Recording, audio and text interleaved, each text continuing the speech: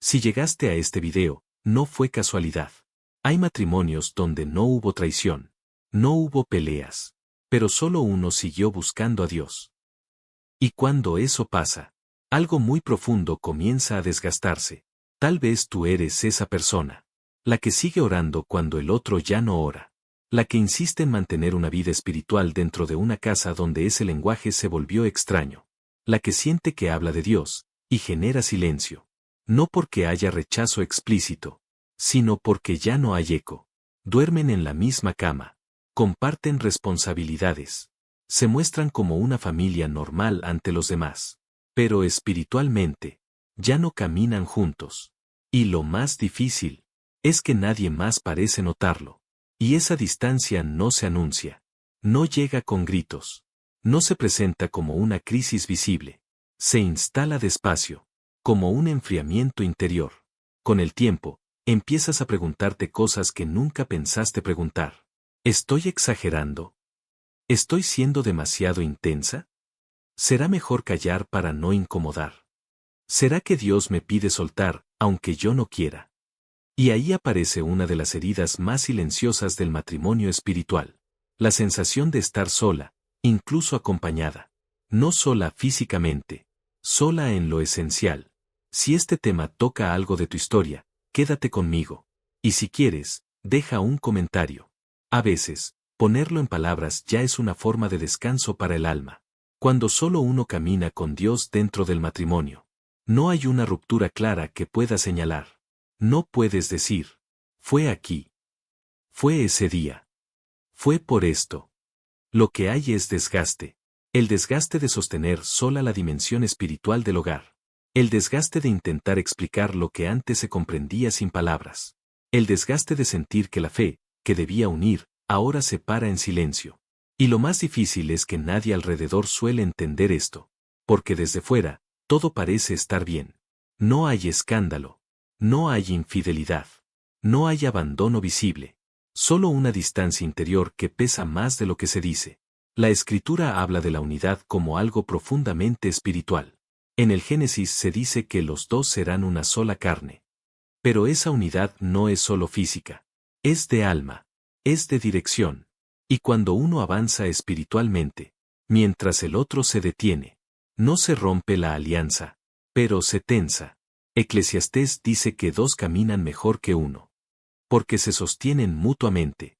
Pero cuando uno cae espiritualmente, y el otro ya no extiende la mano, el peso se duplica. Santa Faustina Kowalska escribió con mucha claridad sobre este tipo de sufrimiento. Un sufrimiento que no se ve, que no genera reconocimiento, que no despierta compasión externa. Ella hablaba de almas que permanecen fieles a Dios, mientras cargan incomprensión dentro de su propio entorno. Y algo importante, nunca trató este dolor como una señal de fracaso espiritual. Para ella, era uno de los lugares donde Dios se acerca con más intimidad. Porque aquí hay una verdad que pocos dicen. Cuando solo uno camina con Dios dentro del matrimonio, Dios no se aleja, se acerca, no para dividir, no para juzgar al otro, no para romper lo que existe, sino para sostener a quien permanece fiel, sin aplausos, sin compañía, sin garantías visibles. Jesús habló de esto cuando dijo, el que quiera seguirme, tome su cruz. Y hay cruces que no son enfermedades, ni pérdidas evidentes. Hay cruces que son silencios compartidos, oraciones no acompañadas, fe vivida en soledad. Si te sientes cansada, no es falta de fe. Si a veces dudas, no es debilidad espiritual. Es humano cansarse cuando se ama solo. En un área tan profunda como la fe, Santa Faustina decía que Dios no mide la fidelidad por los frutos visibles, sino por la perseverancia interior. Y permanecer, cuando nadie ve, es una de las formas más puras de fidelidad. Pero aquí surge una pregunta que muchos evitan. ¿Qué significa espiritualmente seguir caminando? ¿Cuando el otro se ha detenido? ¿Es voluntad de Dios avanzar sola? ¿O hay algo más profundo ocurriendo en silencio, dentro de este tipo de matrimonios? Porque hay procesos que Dios no explica de inmediato. Los revela con el tiempo. Y en el siguiente momento, vamos a hablar de lo que sucede en el alma. Cuando uno permanece fiel. De cómo Dios actúa en estos matrimonios. De una forma que casi nadie percibe. Y de por qué este silencio. No es el final de la historia. Cuando solo uno camina con Dios dentro del matrimonio. El silencio no siempre es ausencia. A veces, es un lenguaje que todavía no comprendemos. Porque Dios no actúa siempre donde hay ruido. Muchas veces, actúa donde hay fidelidad escondida. Y aquí está algo que cambia por completo la forma de ver esta situación. Cuando uno permanece fiel, aunque el otro no acompañe, ese camino no queda estéril. Espiritualmente, Dios nunca trabaja solo con lo visible. Él trabaja con raíces. Cuando solo uno camina con Dios dentro del matrimonio, esa persona se convierte, sin darse cuenta, en un punto de anclaje espiritual dentro del hogar. No porque sea mejor. No porque tenga más méritos. Sino porque eligió no apagar la luz. Aunque nadie más la encendiera. La Escritura nos da una pista muy clara sobre esto. San Pablo dice que el incrédulo es santificado por el creyente. No como una imposición, sino como una influencia silenciosa. Esto no significa que el otro cambie automáticamente. Significa que la fidelidad de uno protege más de lo que imagina. Pero atención, esto no es una invitación a soportar todo en silencio, ni a anularse espiritualmente. Dios no glorifica el sufrimiento vacío. Dios transforma el sufrimiento ofrecido. Hay una diferencia enorme entre cargar una cruz y aceptar una herida sin sentido. Santa Faustina entendió esto profundamente. Ella hablaba de ofrecer el dolor, no de idolatrarlo. Permanecer fiel no significa callar siempre. No significa desaparecer. No significa vivir anulada. Significa no abandonar a Dios, aunque el otro se haya detenido. Y aquí hay algo que casi nadie dice, pero que libera profundamente. A veces, Dios no permite que ambos caminen al mismo ritmo, porque está trabajando de manera distinta en cada alma. No todo silencio es rechazo. No toda distancia es final. Hay procesos que son invisibles, hasta que un día comienzan a dar señales. Recuerda a Santa Mónica. Oró durante años por su esposo y por su hijo, sin ver frutos inmediatos. Humanamente, parecía inútil. Espiritualmente, estaba sembrando.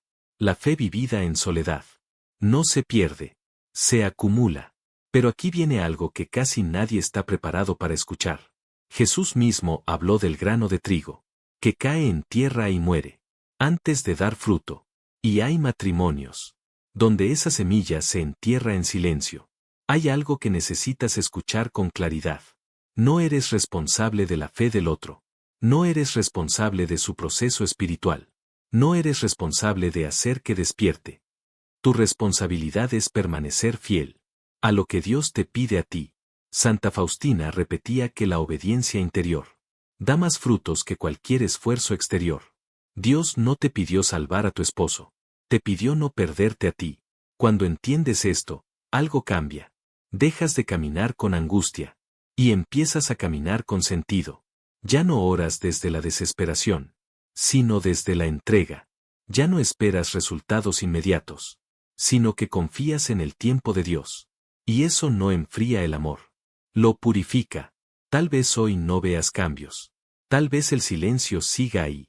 Tal vez la distancia espiritual continúe. Pero eso no significa que Dios esté ausente. Significa que está obrando. De una forma que todavía no se manifiesta. Santa Faustina decía que muchas obras de Dios solo se entienden cuando ya han pasado. Si hoy solo tú caminas con Dios dentro de tu matrimonio, no estás caminando sola. Dios camina contigo. Y a veces, ese es el mayor acto de amor que puede existir. Dentro de una relación. No apagar la fe, para que el otro se sienta cómodo. Si este mensaje habló a tu corazón, déjalo en los comentarios.